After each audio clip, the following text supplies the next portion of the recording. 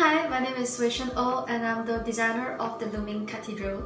It is a speculative bus stop at Monash Clayton campus in the year 2100 where the air has become so contaminated that breathing became a luxury. This is a bus shelter built from carbon fiber tubes and dirt held together by snake plant roots. Above you, there will be thousands of spiders weaving webs that actually trap airborne microplastic, dust, and even bacteria.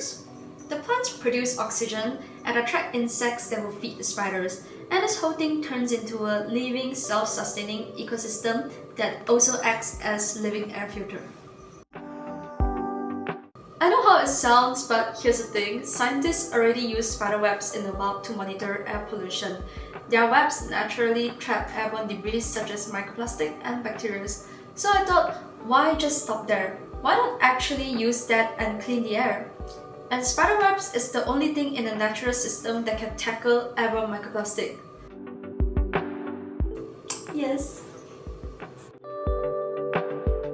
Yes, but that is exactly the reason why I wanted to design this structure that way. Our fear of spiders are extremely irrational when you think about it. They hide in corners, weave their webs, catch mosquitoes and pests for us, but most people will still kill them on sight.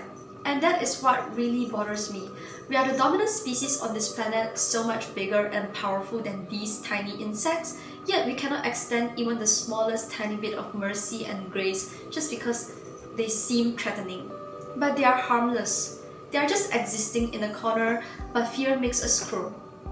I want to reflect on that, on whether we humans can learn to coexist with things that unsettle us, especially when they are actually helping us.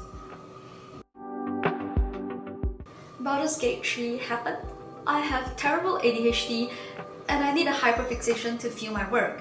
I spent 200 hours into the game within 20 days, and every character in the story is driven by strong faith.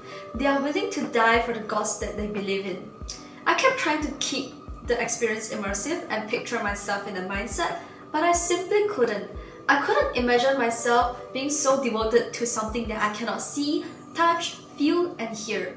So that got me thinking about cathedrals. They are specifically designed to make people feel safe, protected, and connected to the gods that they believe in. But I don't feel that when I visit a cathedral. I just admire the architecture. So it got me wondering, would you feel safer in a cathedral that is built for worship?